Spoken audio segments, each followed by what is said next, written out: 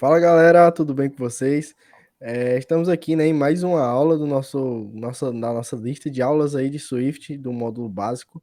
E a gente está trazendo aqui o último conteúdo que a gente programou, né, para essa parte inicial de Swift, que é a parte de closures, né, uma parte muito importante da linguagem, né, e o Matheus hoje vai trazer aí um material completo aí sobre closures para a gente já sair codando.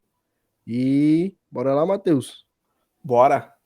Fala galera, não sei que horas vocês estão assistindo esse vídeo aí, então bom dia, boa tarde, boa noite.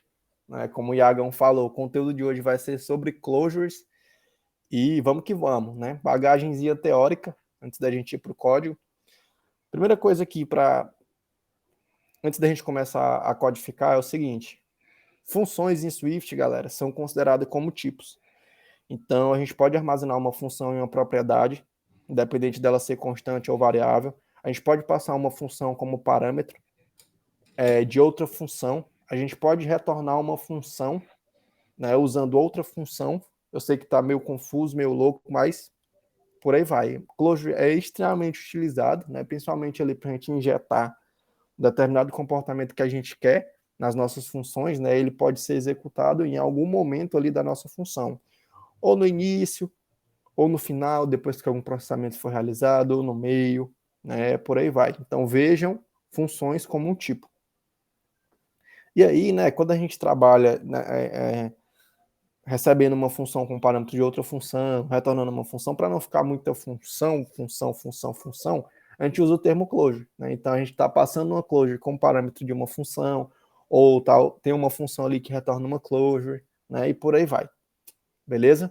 Então vamos para o código. Eu vou criar aqui, ó, uma closure chamada dirigir. E olha aqui, ó, até com as closures, né, o lance lá da inferência de tipo funciona. Eu faço isso, o compilador não reclama, porque ele infere o tipo, né, dessa minha closure. Mas por debaixo dos panos, o tipo dela é esse aqui. É uma closure que não recebe nenhum parâmetro e não retorna nada. Só que para não ficar muito verboso meu código, né, não estou precisando disso. E aqui, gente, por aí vai, tá? Eu posso ter uma closure que não recebe nada, não retorna nada, é uma closure opcional. Né? Lembra que quando a gente fala de opcionais, a gente pode criar uma string opcional, inteiro opcional, uma estrutura opcional, por aí vai. Eu também posso ter closures opcionais. Né? Mas nesse caso aqui eu quero puramente uma closure simples, que não recebe nenhum parâmetro, não retorna nada. E vou colocar aqui um print dentro dela. Estou dirigindo. Estou dirigindo. Dirigindo. Legal. E aí eu posso chamar essa closure como a gente chama funções, por exemplo, né, pelo nome. Então posso vir aqui dirigir, abre e fecha parênteses. Executando nosso código, print no console, né, e estou dirigindo. E aqui a brincadeira vai. Assim como em funções, né, a gente pode receber parâmetros, aqui nas closures também. Para receber parâmetro, eu posso colocar aqui, ó, abre e fecha parênteses, o nome do meu parâmetro, que no caso aqui é lugar, e o tipo dele, que é uma string. Né? Aí aqui, ó, eu tenho que usar uma palavra reservada, né, em closure, que é a palavra in. Essa palavra, né, ela marca o final da assinatura da closure, e quando eu falo de assinatura ou de uma closure ou de uma função, né, eu estou me referindo aos parâmetros que ela recebe e tipo de retorno dela. Então, a palavra reservada em marca o final dessa assinatura e o início da implementação do código completo ali. O compilador está reclamando, porque agora essa minha closure espera receber um parâmetro, né? Vou dizer que eu estou dirigindo para Lagoinha. Lagoinha aí, para quem não sabe, galera, meu interior, né? Tô falando aqui de Fortaleza hoje. Lagoinha fica uns 100, 120 quilômetros daqui. É uma praia muito linda. Então, se você está vindo para o Ceará passar as férias, dá uma passada em Lagoinha, fazer os passeios lá, conhecer a praia, você não vai se arrepender. Beleza? Parece naqueles blogueiros, né, Iago? Pô, mas tem Resenha. que vir, pô. Ponto turístico aí daqui do Ceará. Boa. Brincadeiras à parte, gente. Aqui, ó, acabei de criar uma closure que recebe um parâmetro e aí tô interpolando, né, fazendo interpolação de string aqui, estou printando uma viagem, estou printando, né, um texto. Estou dirigindo e aqui o lugar que eu passei como parâmetro. No caso, vai aparecer no console, estou dirigindo para Lagoinha. Executei o código, Beleza? Então a gente pode receber parâmetros nas nossas closures e a gente pode criar closures que retornam coisas também. Nesse caso aqui, ao invés de printar, eu vou dizer que essa minha closure retorna uma string, né? Retorna esse texto. Ao invés de printar, eu vou retornar, vou armazenar esse retorno em uma variável chamada resultado e vou printar, né, esse resultado aqui fora do escopo da closure. Né? E funcionou. Estou de bola, então. Eu poderia ter aqui outros parâmetros, né? Poderia ter um parâmetro número aqui, inteiro. Poderia interpolar ele aqui, número. E aqui vem uma das diferenças, né? Talvez principais, assim. Observem que eu tenho um parâmetro, esse parâmetro tem um rótulo, né? Ele tem um nome, para eu conseguir utilizar ele aqui no escopo da closure. Mas, no momento que eu estou chamando, né? Essa minha closure para ser utilizada, eu não tenho esse rótulo. Apesar do compilador saber que o primeiro parâmetro é uma string e o segundo é um número, por exemplo, 10. Mas eu não posso colocar rótulos, né? Eu não posso vir aqui e fazer algo desse tipo aqui. Isso não é suportado pelas closures. Eu só passo o tipo ali e já era. Ele já sabe que Lagoinha aqui vai ser lugar e que esse número, que eu estou passando aqui 10 no caso, vai ser esse número aqui. Beleza? Aí é uma das diferenças. E eu poderia ter vários parâmetros, por aí vai. E agora, gente, aqui uma das coisas que é amplamente utilizada aqui no ecossistema iOS é ter uma função que recebe como parâmetro uma closure, né? Então, por exemplo, eu vou criar aqui uma função viajar que ela recebe como parâmetro aqui, ó, uma closure. E essa closure, né, ela é do tipo não recebe nenhum parâmetro, não retorna nada. Parênteses vazio, hífen maior que void. Recebe esse parâmetro. Essa closure, ela vai fazer um print inicial. Essa closure, nessa função viajar, vai fazer um print inicial. Estou viajando. Logo em seguida, vai chamar a closure. Ah, Matheus, o que essa closure está fazendo? Não sei. Eu só estou chamando ela depois do primeiro print. Cabe a quem for chamar a função viajar dizer o que vai acontecer. Né? Então, posso injetar esse comportamento que eu quero que aconteça depois que o print aqui seja exibido no console, por exemplo. Então, e aí nesse parâmetro, gente, eu posso passar tanto uma função como uma closure. Né? Eu vou botar aqui viagem, né? Vou editar essa closure aqui, viagem para Lagoinha. Ela não vai ter mais isso, vai ser uma closure que não recebe nenhum parâmetro e não retorna nada. Só dá um print simples aqui, estou viajando para Lagoinha. E vou criar também, ó, nesse outro cenário aqui para ilustrar, eu vou criar uma função. Viagem para Salvador. Estou viajando. E vou dar um print aqui, ó. Estou viajando para Salvador. Legal. E aí agora, gente, quando eu chamar essa função aqui, não existe mais nesse cara, vou deletar. E agora, ó, quando eu chamar aqui a nossa função viajar, eu posso passar uma closure como parâmetro. E lembrem-se, ó, que closures, ó, caminham junto ali com funções. Então aqui, ó, nesse caso, eu posso tanto passar a minha closure viagem para Lagoinha, como eu posso passar também minha closure, minha função, na real, viagem para Salvador. Eu consigo fazer isso porque as assinaturas são idênticas. Eu tenho um closure que não recebe nada, nenhum parâmetro não retorna nada, tem uma função, não recebe nenhum parâmetro, não retorna nada, e é exatamente essa assinatura que a minha função viajar espera receber. Então, posso tanto passar a closure como a função, né? Se eu executar esse código, ele funciona, né? Eu tenho esse formato, gente, mas eu tenho um formato que pode ser ainda mais amigável, né?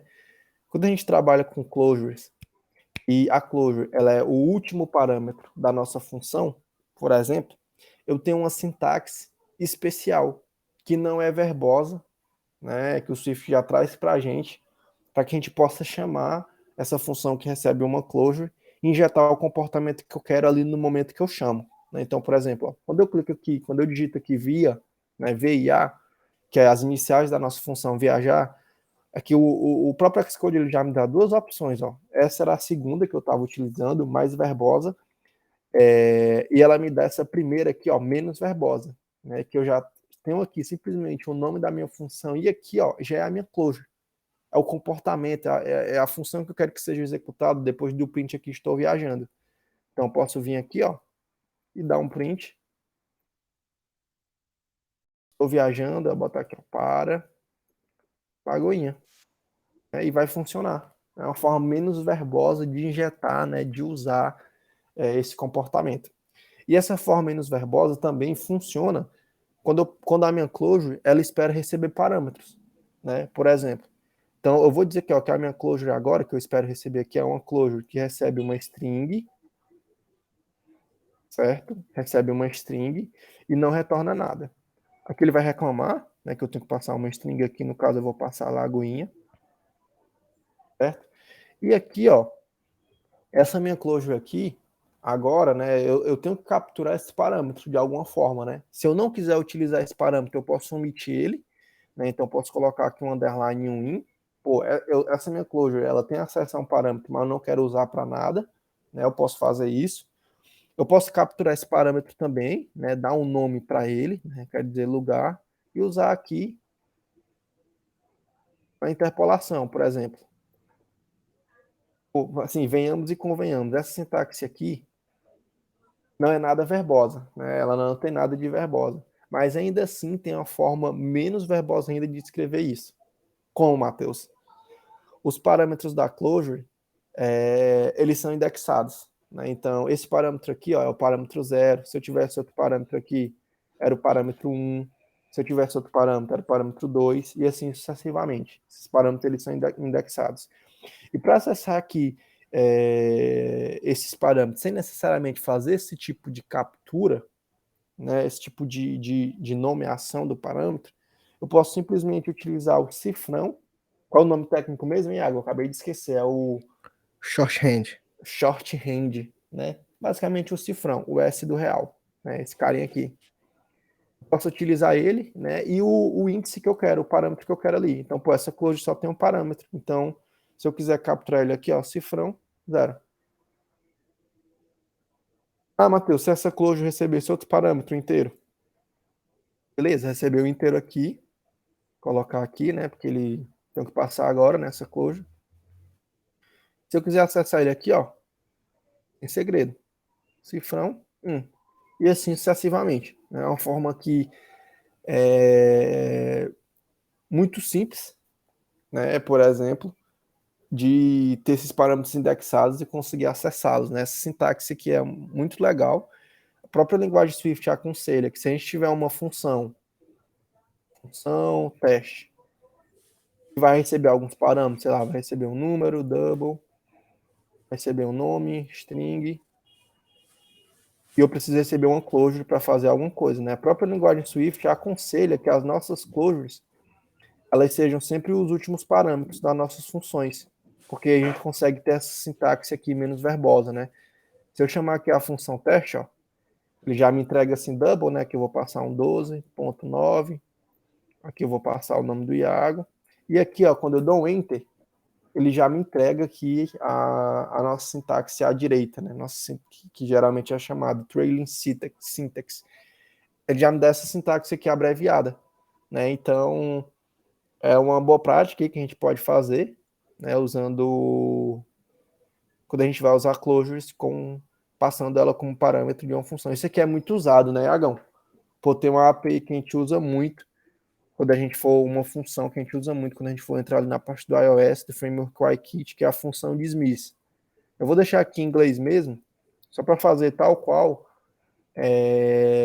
a assinatura da função que existe, né? Ela recebe um parâmetro animated, né, Iagão, que é do tipo booleano, né?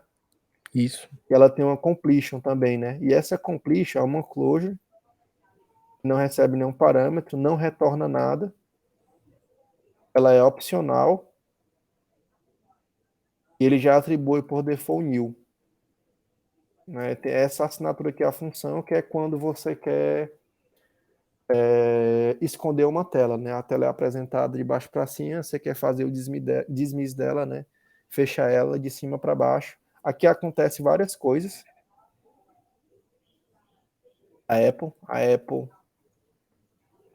faz várias coisas para fechar a tela. E no final disso tudo, ela vem aqui e chamar completion. Porque aí, ó, ela dá a oportunidade a gente, pessoas desenvolvedoras, né? Por exemplo, depois que a tela for fechada, eu quero fazer alguma coisa, quero fazer uma animação, quero disparar alguma coisa. Então a gente tem essa possibilidade, né, Iagão? A gente pode vir aqui, ó, pô, quero fechar a tela, dismiss, pô, animado, e depois, né, eu quero usar aqui a completion, né? Pô, fechou a tela, só que depois que fechar eu quero disparar um evento. Parar um analytics da vida, abrir outra tela, fazer alguma coisa ali, depois que essa tela é fechada, eu posso, né? Por meio dessa completion, por meio dessa closure. E aí, gente, pô, só a nível de informação, você pode ter uma função que retorna uma closure também. Então, assim, literalmente tem que começar a ver closures como tipos, beleza? Pode passar como parâmetro de uma função, pode retornar ela, ela pode receber vários parâmetros, assim como uma função, pode armazenar a propriedade constante e por aí vai. Isso é o limite. Pode parecer muito confuso, né, à primeira vista, essa parte de closure, mas com o tempo, assim, faz muito sentido e é uma parada muito legal, porque a gente consegue injetar comportamentos diferentes, fazer diversas coisas bem interessantes no nosso código. Iagão, mano, manda aí. Eu esqueci de alguma coisa, velho. Você acha que é importante a gente falar aqui? Acho que deu para Matheusão, fazer um. acho que ficou Fala aí, bem mano. completo. Acho que ficou bem completo o material de closures. E assim, galera, é outro conteúdo, né? Esses últimos conteúdos são, assim, fazem parte da rotina de todo dev iOS lá do começo também, mas esses últimos principalmente. Então, Matheus, eu acho que ficou completo. Se tu não tiver mais alguma coisa para adicionar, a gente já faz aquele pedido que a galera tá esperando aí. Boa. Cara, acho que é isso mesmo, né? Que nem você falou aí, esses últimos conteúdos aí são muito importantes, né? Parte de estruturas, classes, protocolos, extensões, closures aqui. Não que os outros não sejam, né? A parte de coleções também, principalmente os arrays, são amplamente utilizados, a parte de funções. Então, assim, tem alguns conteúdos que se destacam, né, no meio dessa parte básica, para que a gente tenha uma base sólida. E aí, quando a gente for estudar ali o framework, sei lá, o framework para construir interface do usuário, framework para trabalhar com mapa, né, a gente não esbarra nessas coisas da linguagem, porque a gente já entende, né, a gente já sabe como é que funciona a parte de construtor, herança, conformação com protocolo, né, todas essas coisas.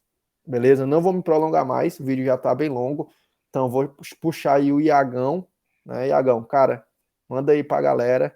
Esse é o último vídeo da primeira série, né, Iagão? Em breve Isso mais aí. novidades, né? Em breve conteúdos cada vez mais profissionais. Mas manda aí, mano. Passa a tua mensagem pra galera que tá na hora. Boa. Então, galera, só reforçando o que o Matheus falou, né, de extrema importância, né, ter essa base da linguagem muito bem sólida, né, para não perder tempo com essa parte básica quando tu já estiver lá na frente, beleza?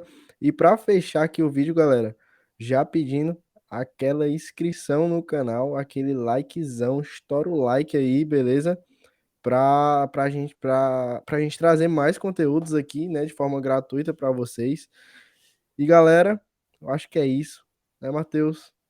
Até a próxima. Falou! Valeu, galera.